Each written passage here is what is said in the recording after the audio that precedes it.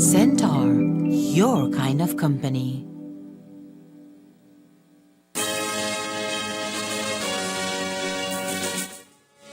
Tonight on CTV3 News, Belizean female dead inside her home in Tulum, Mexico.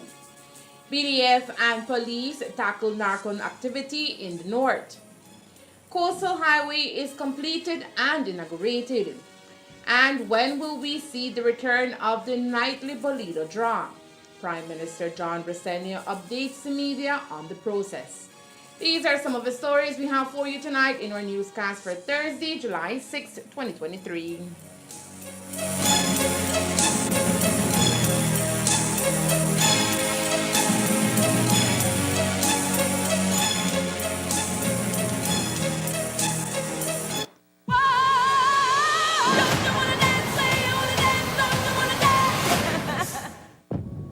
Special guest in the audience tonight, legendary record executive, Mr. Clive Davis.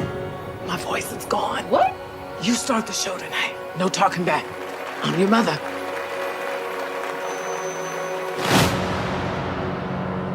There's a boy I know.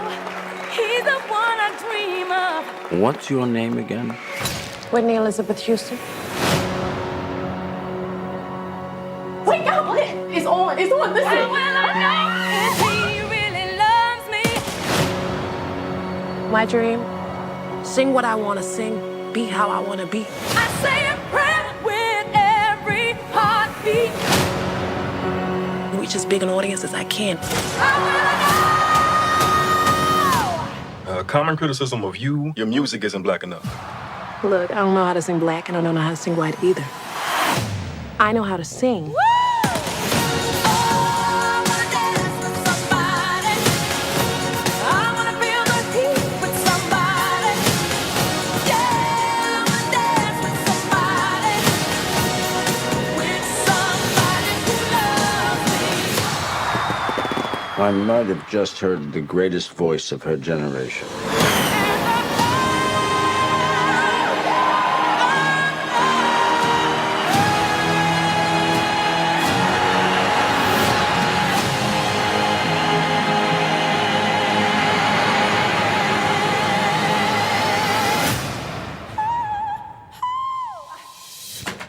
Maybe. Maybe.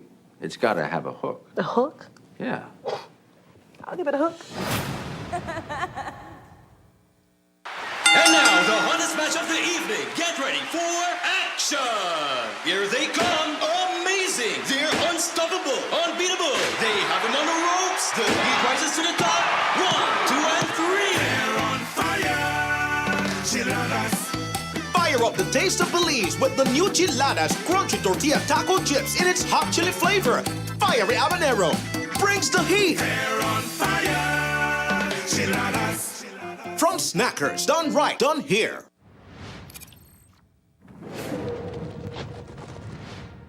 I wanted to show them something that wasn't an illusion. Something that was real.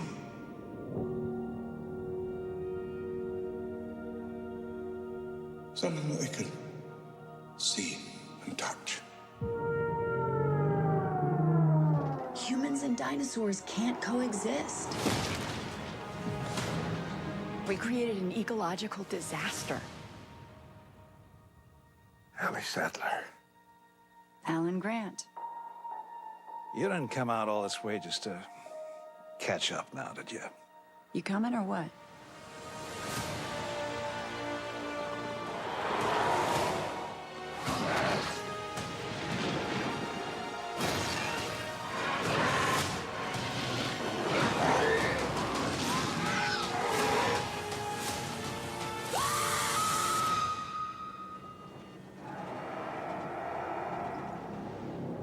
That's another plane, right? Not exactly.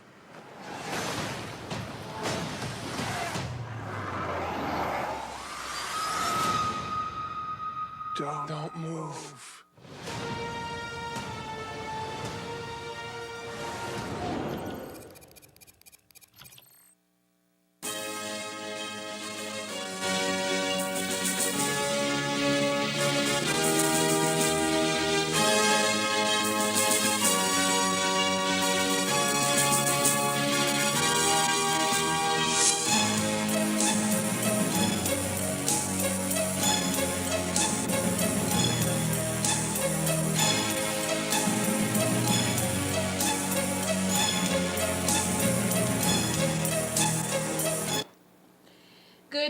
CTV3 News, also simulcast on Fiesta FM 106.7. I am Joanna Rodriguez.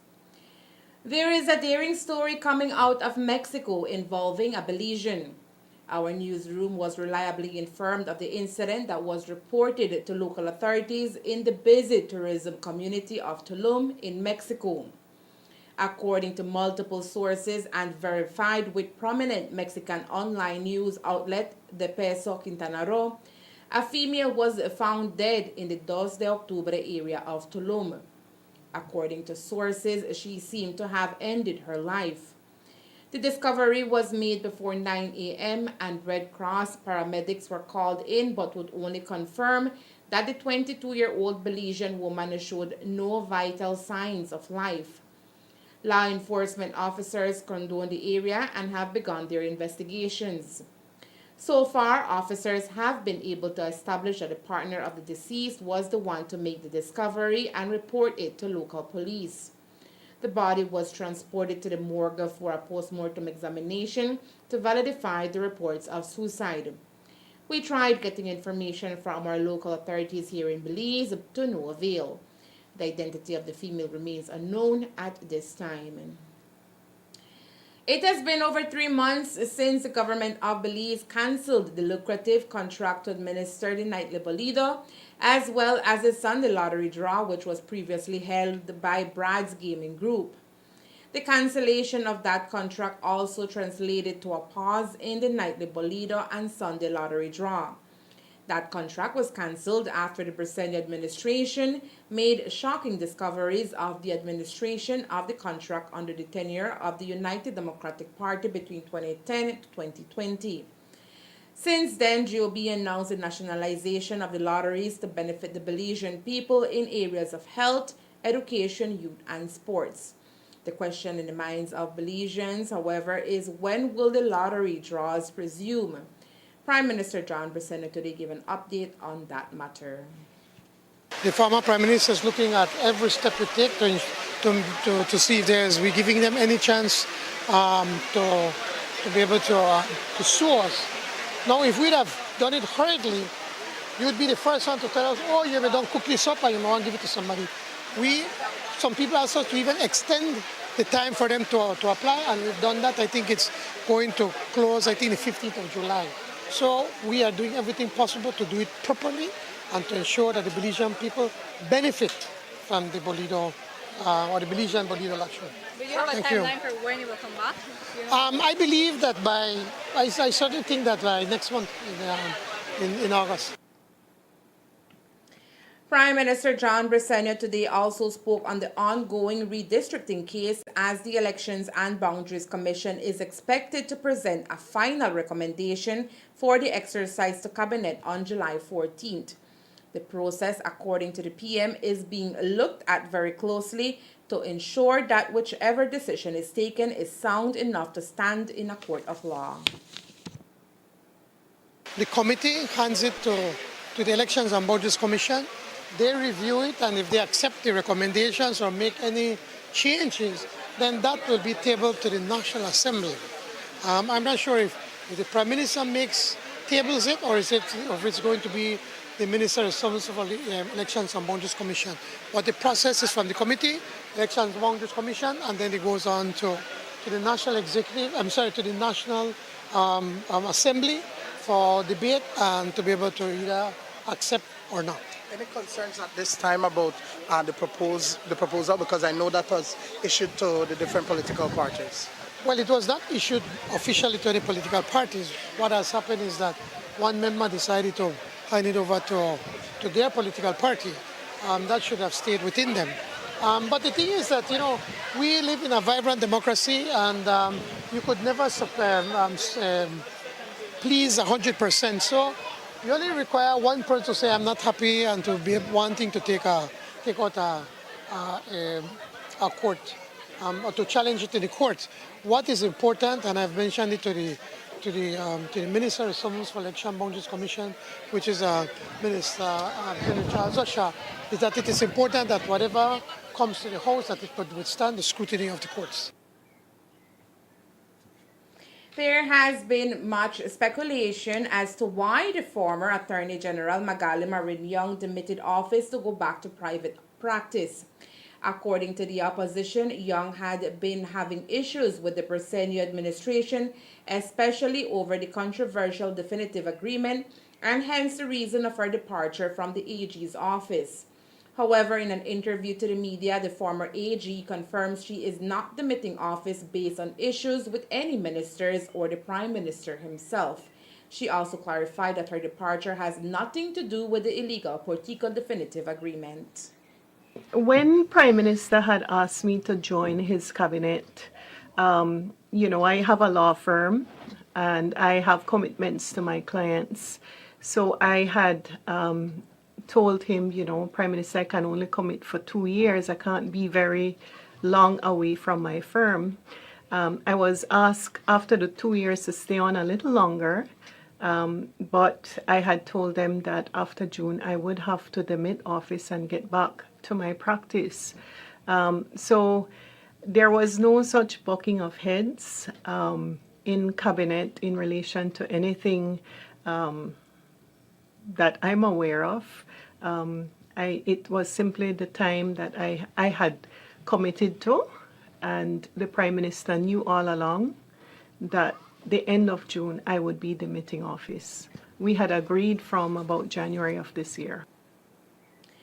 Coming up next, we take you to the Coastal Highway for its grand inauguration. Stay tuned.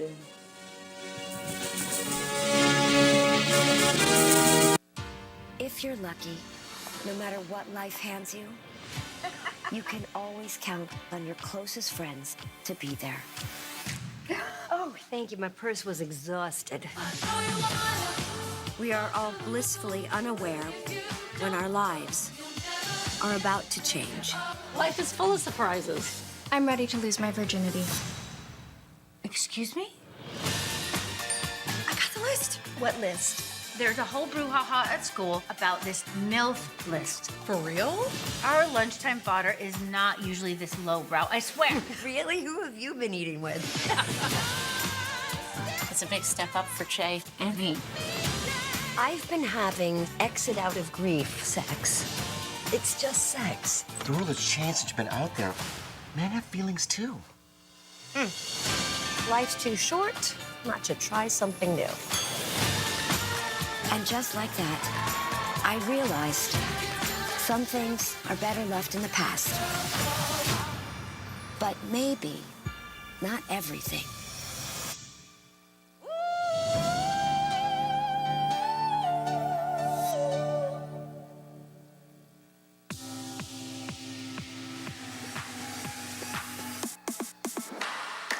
Sign up for Smart Share Plan and save big.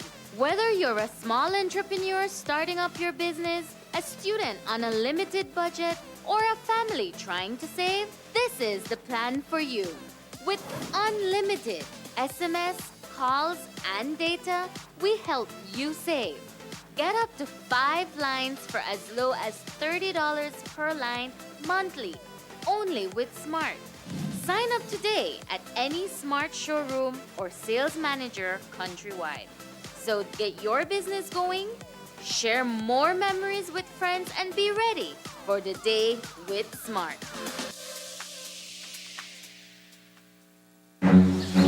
Come on!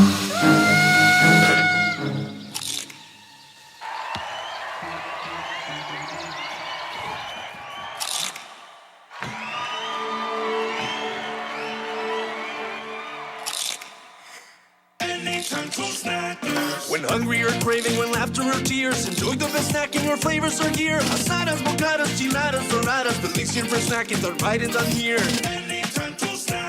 Done right, done here.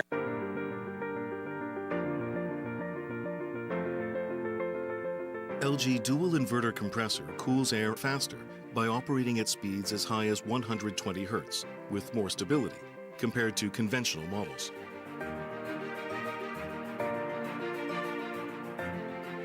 It also saves up to 70% more energy by operating at speeds as low as 10 Hz with more stability.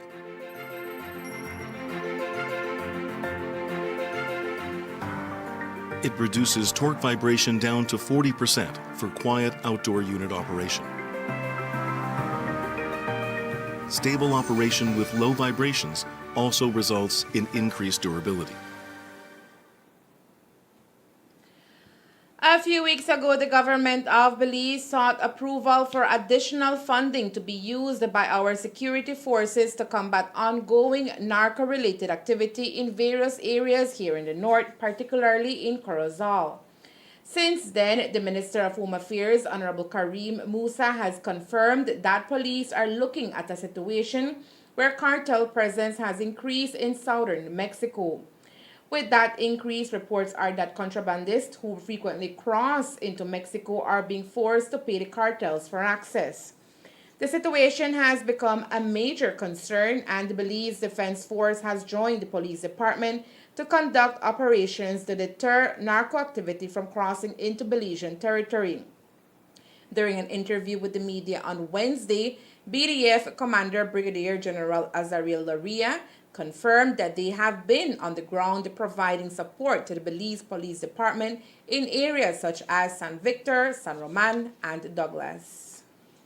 That's an area of concern as we speak. I think that Commissioner of Police, Chester Williams, has briefed on that about a developing cartel or a cartel that branch off the Sinaloa cartel, and they have formed their mini cartel in that area. We are essentially Quintana Roo, to be specific. Well, you could say Quintana Roo, yeah, but they are operating in that area. Which area? Because not in Belize. In the area of Quintana Roo, but the villages of that is opposite to the villages of San Victor, San Roman, and I think San Victor, San Roman, and one other village, Douglas. Yeah, those are the villages.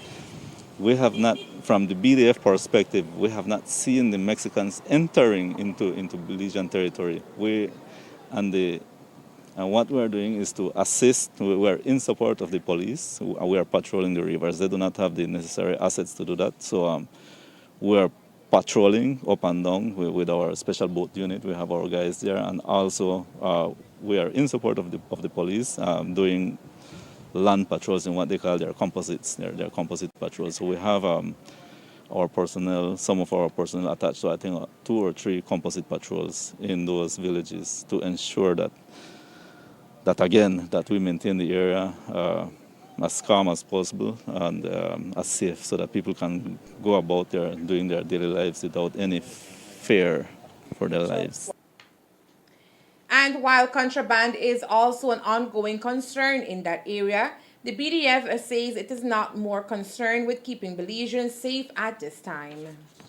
The operation was not placed for contrabandists. It was placed there in response to a cartel that is starting to form up, and we don't want that. We want to give it the attention that it requires, so that it doesn't spiral out of control as it is happening in Mexico right now, that everything is like how in colloquial terms we say it's going south. We don't want that to come to here to Belize. After many years of work, first started by the previous government and then later taken over by the Briseni administration under the guidance of Minister of Infrastructure Development, Honorable Julius Espat, today the Belize Coastal Highway Upgrading Project was finally completed and inaugurated. The project saw the rehabilitation of 59 kilometers of roadway along the east coast of Belize that links the George Price Highway to the Hummingbird Highway. The event was a grand moment for GOB, who says it was able to complete the project first started by the Barrow administration at a fraction of the cost initially proposed. It's a milestone for the government of Belize, and I think Julia said it best, that this is not a blue or a red road. It is a road that belongs to all Belizeans. We pointed earlier that whilst we had our concerns when the contract was being issued, as a responsible government, when we got in, we decided, well, we need to see how we can make it even better. And we did that because under the supervision of Julius and his team, we managed to save $6 million, for which will be used to fix to do some works on on the Hummingbird Highway and also to the work in Dangriga. And we paved most, if not all, of the road onto Mullins River and to the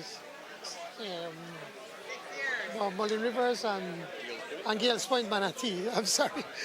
So I think it's a wonderful project, and I believe that Belizeans all will be able to enjoy this and make Belize, as I say, even smaller because of the network of roads, and also to improve commerce and tourism for the south and the rest of the country.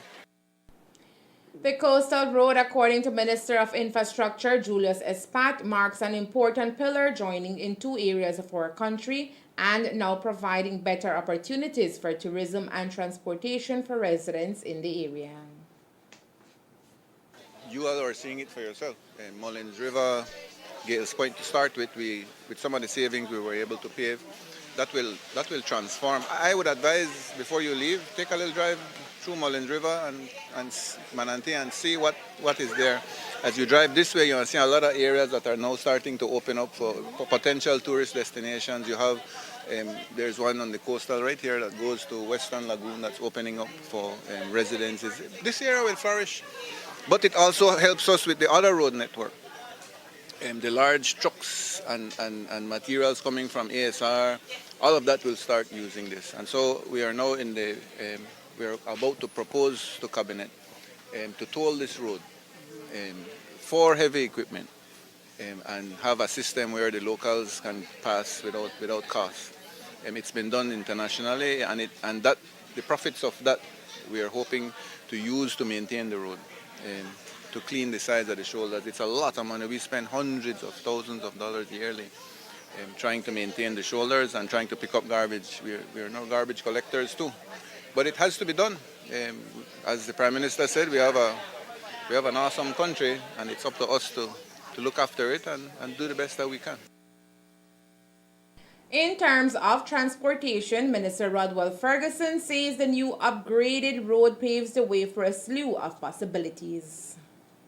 Every country, especially every developed country in the world, their key development is road network and proper transportation. And that's why when I became the Minister of Transportation, I've been trying to insist that transportation makes an economy go. And if you don't have the proper infrastructure and the proper transportation, then the whole economy will become very, very dormant. And I'm hopeful that with the coastal road, there are similar activities, especially for the people in the south from Toledo and Stan Creek, and even the cost of living should go down because the cost of transportation of the goods should be much cheaper. And I want to applaud the Minister of Human Development who presented in the House last week an expanded food basket in terms of the price or the interest charge on items should be between 15 and 20%. So I'm very cognizant, I'm happy, I benefit from this road because I want to go to Corozal. It's much faster, it's much quicker, it's much easier. In terms of bus routes, would there be a separate bus that would leave from Belize and then go straight down as opposed to going to the Belmopan terminal? How would that work? Well, we are contemplating, I've noticed I backed up from the operators for now because I gave them until December to start to see some improvement, at least 50% improvement.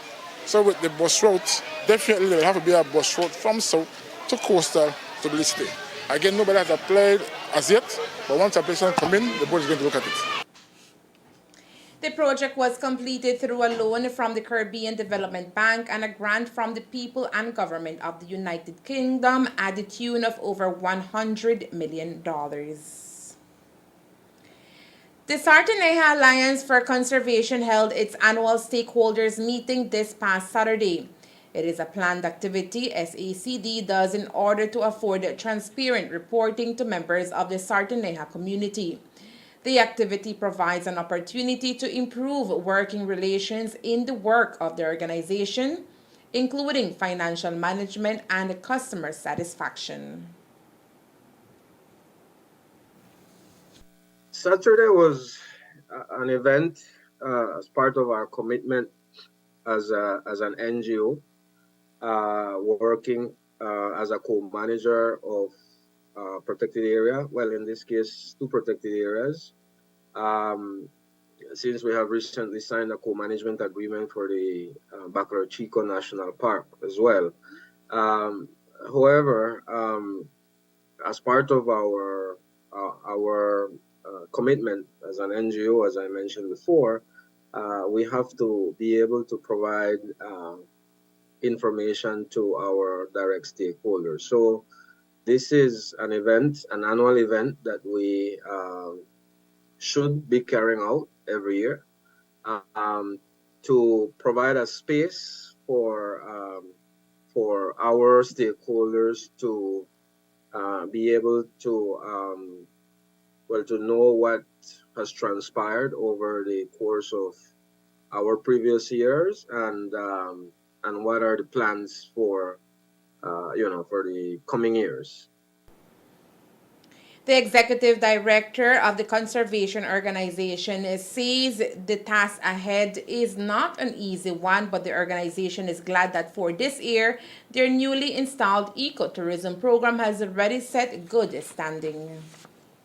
Also, the information related to our business arm, which is sort of a unit or a program that is being developed under the SDG, under the Sardineja Alliance, known as the Corozal Bay Eco Adventures, which is a tour operator that we have developed, and the intention is to be able to promote sustainable tourism development in the area. And how are we working with the different stakeholders, different communities, and different families at the end of the day to be able to get involved in also deriving an economic gain from this whole development program. Because at the end, the aim of the tourism program that we have is in reality to be able to provide an alternative or a supplementary income activity that they can have outside of fishing. And of course, for those women that are in the community, there's very limited employment opportunities in the area.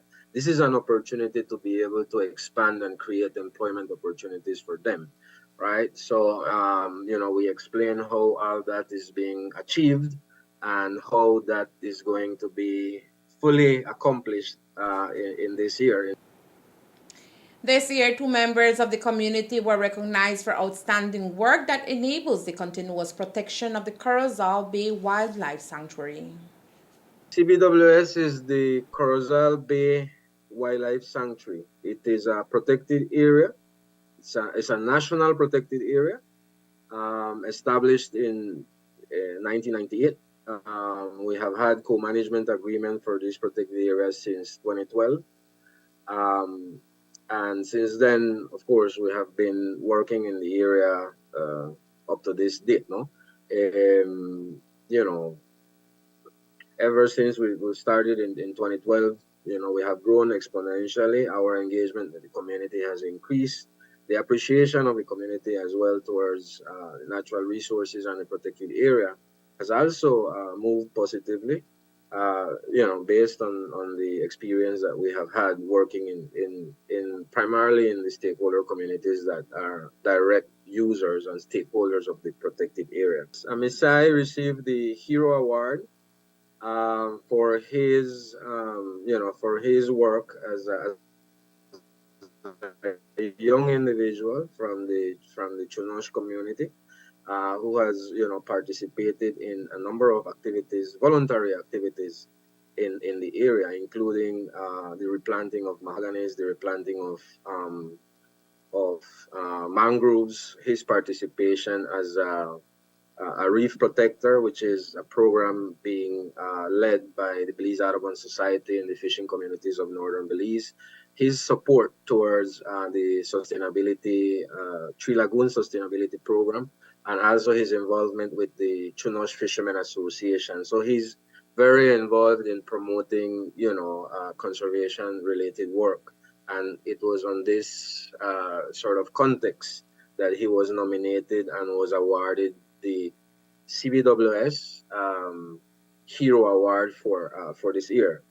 In the case of Miss Agustina Cruz, who has inherited the beach trap of his now deceased husband, um, we have a criteria yearly. Every year we have a criteria set in place to evaluate each fisherman that has, or in this case, fisherman or fisherwoman that have a permit for commercial extractive use of the Corozal Bay Wildlife Sanctuary or within the Corozal Bay Wildlife Sanctuary. And so we have a criteria, things that evaluate their participation in meetings, their participation in offering catch data to us, her participation, and also her outstanding commitment and in being a legal fisherwoman. In this case, never being caught with anything illegal, and so forth. For the month of July, SACD will be offering various opportunities for young people to become in the line of work the organization does.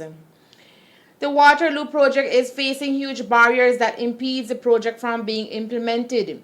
This impediment has come from NGOs and even the Belize Water Services Limited about the potential impact of the proposed project, which directly would involve the expansion of the facilities at the Port of Belize Limited and the build-up of a cruise terminal at the location.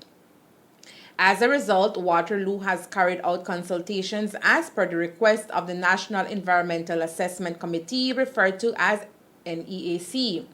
However, clearance has become difficult for Waterloo at every step of the way, as environmentalists and others are not convinced that the project would not impact the environment severely where the planned construction is expected to take place. Today, in a very lengthy press conference, Waterloo spoke about the barriers they've met and what the project means for Belize, more so when it is the government under the previous administration that approached Waterloo for the proposed project. It was also evident today that Waterloo does not want to be compared to the infamous Portico Definitive Agreement that was signed by the now ghost former Minister Erwin Contreras, who has failed to give face to his signature during the recent unearthing of the document and its illegalities rooted deep within the details. Yell and I do marine infrastructure work throughout the world, and very heavily in the Caribbean. And we have never once been on an approval process where there was a virtually, similar or, and in some cases, larger project on the exact same approval timeline. So by virtue of our project and the Port of Magic Belize projects being submitted for approval at the same time, it gave us an opportunity to understand how an approval process, which should be blind, it should be entirely fact-based, it should be scientific, it should be legally bound, can be applied with absolute difference to two different entities based purely on the influence exerted by one and the legal process by the other. So to your question, you're absolutely right. An EIA process, which is a technical process, should never be taken for granted, because ultimately it's there should be a scientific decision as to whether to approve or not approve. In this particular case, we produced an EIA and studies, and we presented a project that we believed was sound and that was viable per every international standard that was in front of us. And that's the standard to which we produced it. The Port of Magic Belize team produced a different EIA, which in our estimation was there was value to it, but it was a lot thinner than ours, to put it politely. They didn't exert nearly the same resources that we did in producing studies. To give you an example, the geology included in their EIA was specifically referenced by their in-house geologists as being insufficient. Yet that EIA was approved easily, without difficulty, at the first go-around with a single public consultation. And we, with a significantly smaller environmental impact, given that this is a brownfield versus greenfield project, with a significantly larger volume of study and a significantly higher standard to which we presented our EIA, given that it was designed to conform to all the prevailing multilateral agreements, we were denied again and again and again. So I think that the point that we're making is not that the environmental community necessarily owed us anything. But the basis upon which they should approve or deny should be scientific and not political. And I think it's abundantly clear that that wasn't the case at this go-around. None of us have any problem going through any process. We understand that environmental approval process, we have experience in other countries around the world, there are flaws. But for a process like this to be flawed and unfair, it's hard to accept. Why did Portico get an MOU 1 month after they incorporated the entity that they were using for the MOU? Why did they get a definitive agreement? Why did government act per that definitive agreement? We never got any of those things. And we're the existing national port of Belize that would deliver cargo and bulk benefits to the people of Belize together with preserving cruise tourism. And that's the one that didn't get any of that. So we appreciate the question. But and I'm glad that you referred to the NEAC minutes, and for the same reason we included those in the materials that we handed out to you today, is that the bias is absolutely clear. If you look at the role of the chair in the NEAC minutes, and you see him talk about that we have a larger dredge volume than Portico, which is not the case. You see several NEAC members express considerable environmental concerns.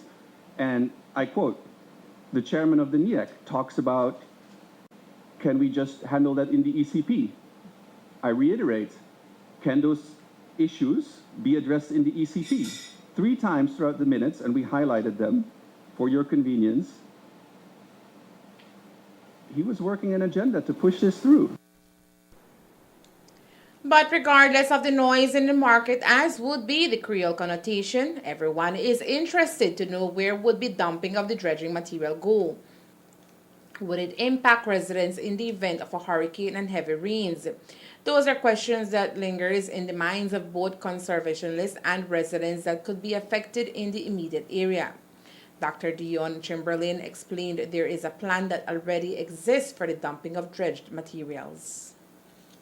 The material that would be excavated from the Port of Belize channel was destined for 2 sites. The upland site, which is entirely within the existing port facility, and it was the same site used in 2001 when the port was previously dredged. So there was a precedent for that area, and that area was well established as a material handling facility.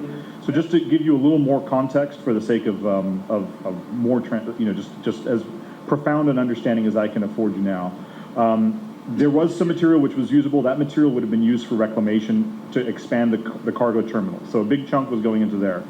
The remaining of the material that would be going upland over a very short amount of time would have settled, and it would have dewatered, and it would have compacted over the existing port lands, eventually to be graded and for some sort of future use.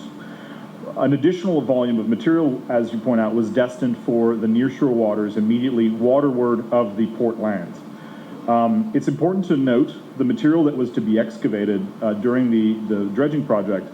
The vast majority of that material is coming from what's called capital dredging, meaning dredging to a depth that was previously not attained. So the material that's being cut is material that was deposited here geological ages ago. So it's not been influenced by human. It's not like a lot was made at one time that this is toxic sludge, was the exact words used. None of this material has been touched by man. This is all material that has been deposited for hundreds of thousands of years and is being excavated now for the first time. We had it widely tested in European labs, and they were all absolutely inert. There was no contaminant of any sort. So that's the material that was going to be placed in the near shore, just for clarity on that point. The near shore area would be, and there was a pretty defined containment method that was incorporated in our approach. So unlike the Port of Magical Belize, which simply said, we're going to be placing it, and at some point we'll let you know how we contain it, our project carried with it significant engineering details as far as how it would be contained. And it was through a combination of geotextiles, underwater berms, and a variety of other structural implements that would have created a cellular system throughout the nearshore area that would allow for, one, the containment of the material, and secondly, it would have accelerated the settlement of that material into a new seabed. Remember, this material is basically coming from the seabed and is going back to the seabed. So over a short amount of time, we projected between 3 to 6 months, it would have retained its original form of compaction. In regards to ensuring successful navigation once the project goes through, Chamberlain says the project has actually taken all into consideration, including one-man channel. This was also a point of contention when Waterloo held its consultation in the last few months. Yes, in August of 2019, we undertook what was called a full mission bridge simulation of the proposed navigational features. What that means is that there's a simulator in Florida that basically, it's like a flight simulator for cargo and cruise ships.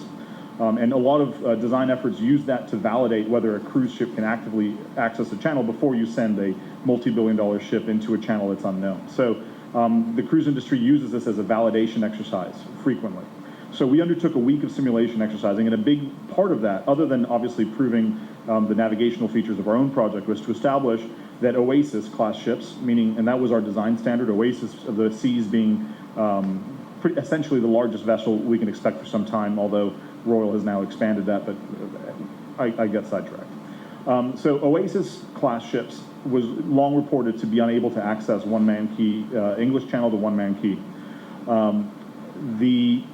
And a major component of our navigation was to establish, one, whether that was true, and two, understand that in better detail. So we ran a number of simulations through it, both with and without the Royal Caribbean captains present, running Oasis overseas, and it was absolutely fine. There was never any issue, and the consensus was that this is a perfectly safe access point. I will point out, one-man key channel is about 350 meters wide at its narrowest point, and it has a turn into English Key Channel, which is very wide. So if you can kind of visualize it, it enters into English Key Channel where it's about 1.5 kilometers wide at that point, and then it either turns out or turns in. So that width and the conditions of one-man key channel are not uniquely narrow. There are many cruise ports throughout the world that have significantly narrower conditions and are absolutely fine for Oasis class.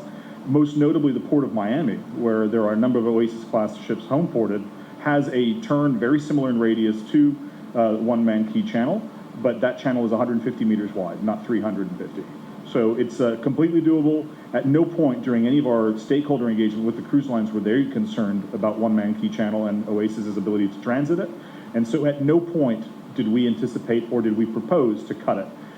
There was one version of the EIA where the language might have implied that, but we've since clarified that and gone on record numerous occasions to say our project ends at the end of our access channel, 7.5 kilometers away from the Port of Belize, where the channel opens up, and that's it. There was no request for approval to cut or touch the channels, and nor do we believe it needs to be done, and there's broad buy-in on that assertion. Alan Herrera is the local environmental consultant and held back no punches when he referred to the environmental community who, up to date, according to him, have been mum on the dredging aspects that is included in the details of the Port of Magical Belize. As my colleague says, in so much of this, the silence is deafening. We haven't heard a word.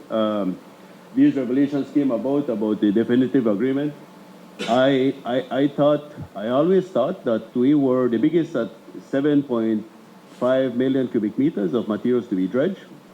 Later on, finding out that the Port of Magical is talking about 8.5 million, which is 1 million more than ours. And we were even saying that we could probably bring that down to 7 million. And now that we've heard that, I'm not hearing my colleagues at all in the environmental community. I thought I would hear them by now, at least by now I thought I would hear from them. All this dredging in a very sensitive area like that. I mean, if you're a keen observer of the times, you know that that area is very near to Southern Lagoon. And you know Southern Lagoon is one of the richest manatee habitats in the country. It's second only to the mouth of the Belize River area. And so you are saying you are going to be doing that amount of dredging there in a very sensitive area. We call it green fields. It's never been developed before. It's new, completely new territory. And we're not hearing our friends and our colleagues in the environmental community, and I really miss them, and I want to hear from them. We should be hearing from them. This is very important. This is very important. I mean, manatee habitats, precious manatee habitats, the best in the country. We're not hearing a word. I really need to hear from them. I can say it's very disappointing to pursue information that is due by law and is due by right, and to be stifled and stymied at those points. possibly deliberately, possibly not, but either way, it's in many instances, we've had requests outstanding for many months that have not been fulfilled, and it's really limiting our abilities, and they are due to us. So to the extent that legal action is being taken, I think the only thing I know with certainty is that we're going to take whatever course of action is best for us given the circumstances. And while that explanation sounds just about right, these geotextile curtains have not been proven to contain dredge spoils in shallow waters during or after a hurricane that yearly threatens Belize. The majority of our works are in the Caribbean. The entirety of the Caribbean is within the hurricane belt.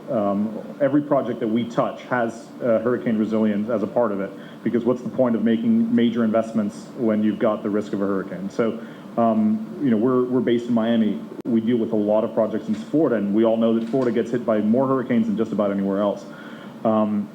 Coastal resilience of structures, there are two elements to a near water placement. One is the short term and the other is the long term. So from a short-term standpoint, that's where it's most at risk, because that's when it's first been agitated and now it's in suspension, it's mixed with water, so it's more fluid than it is over time. It's in fact, that's why those curtains exist in the first place. And I say curtains, they're not curtains, it's just geotextiles. They're woven into it through the placement of shallow water berms. So they're not floating curtains like they will float at some point, but then they'll be wrapped over. The point I'm making is the geotextile are used at that point to stabilize the material when it's in suspension and when it's at its most vulnerable. So I'll speak to that first. Geotextiles are designed specifically for this, and over time the material will settle and it will reach what's called a level of native compaction, meaning that it goes back to its sedimentation at the time of its excavation. At that point, it will be as stable then in a hurricane as it is now in a hurricane, meaning that coastal beds are dynamic.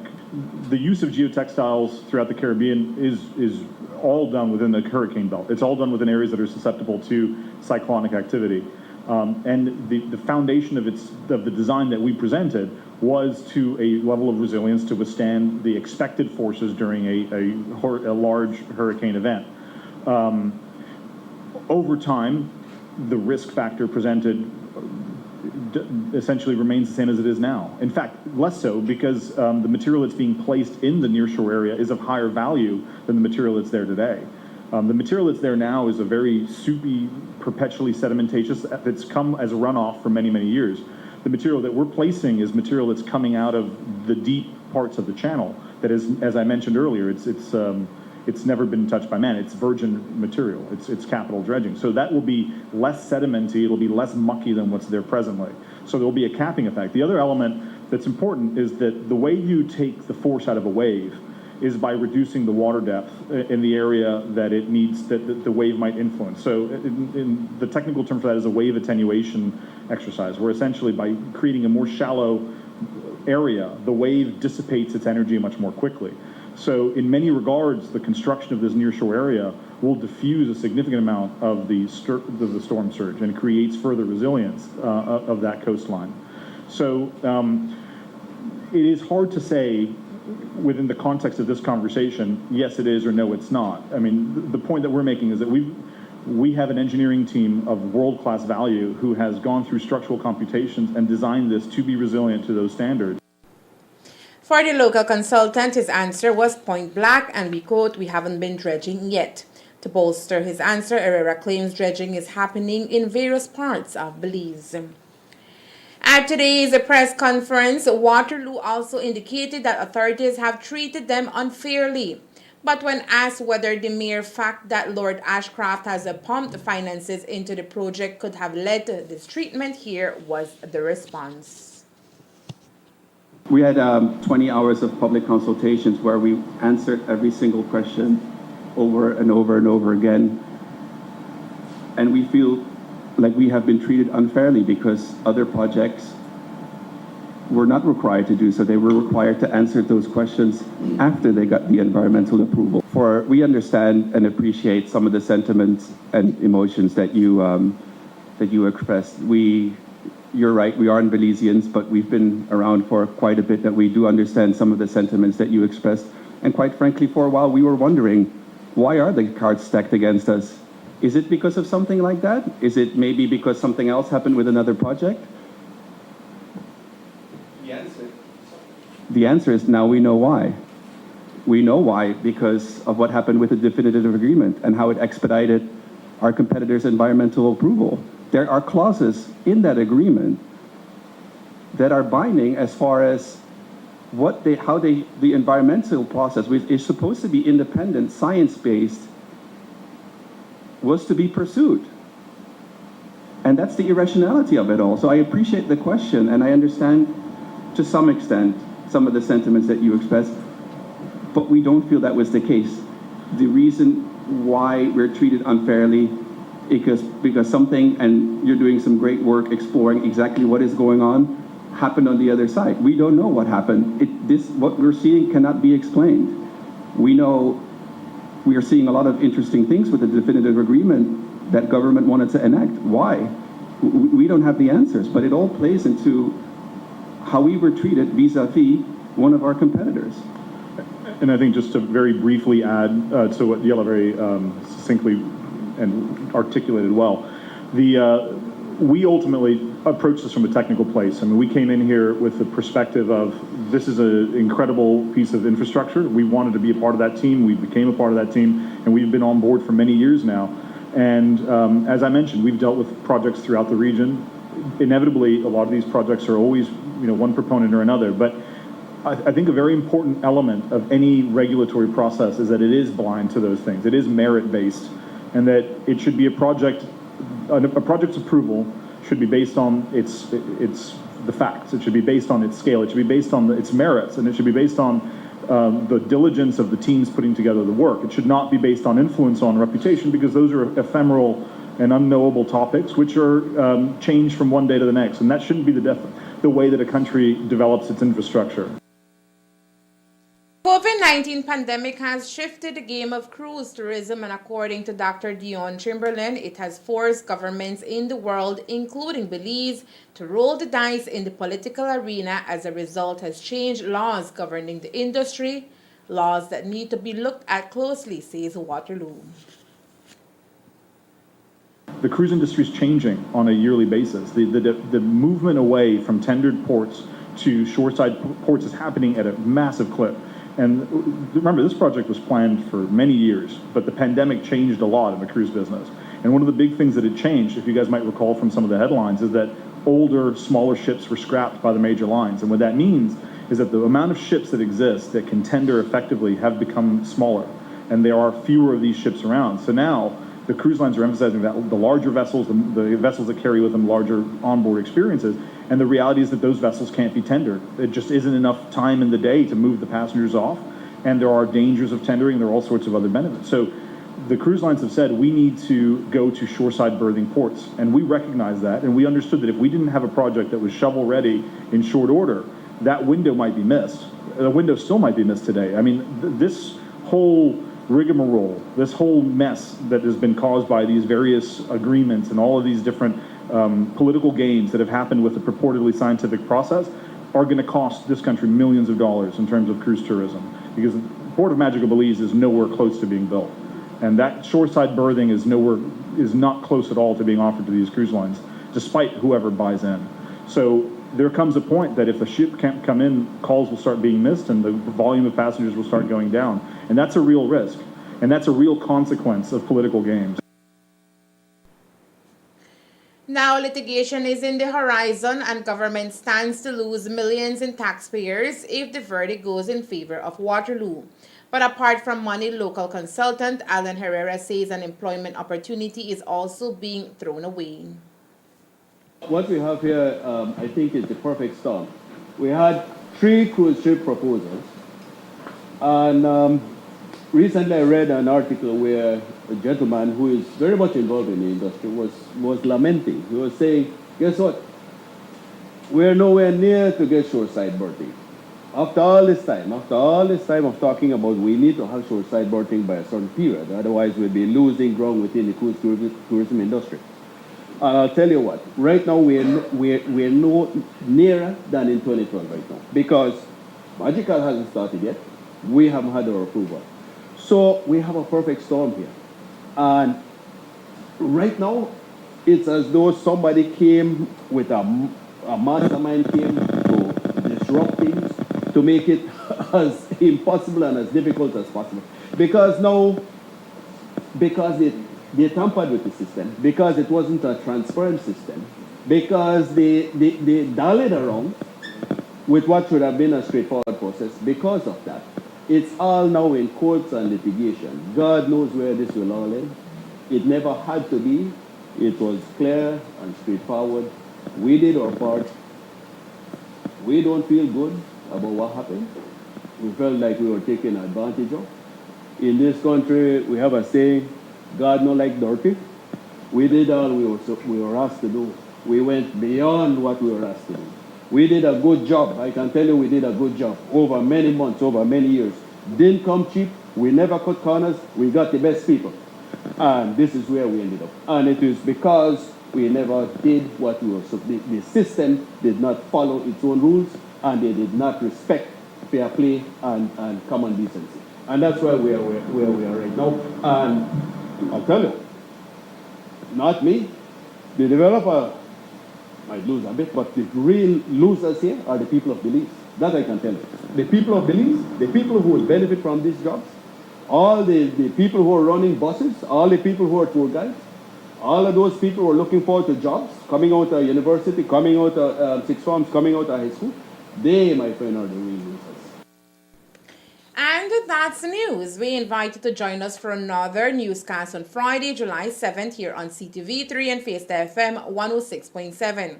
Remember that to read a text version of the news, you can visit our website at ctv3belizenews.com.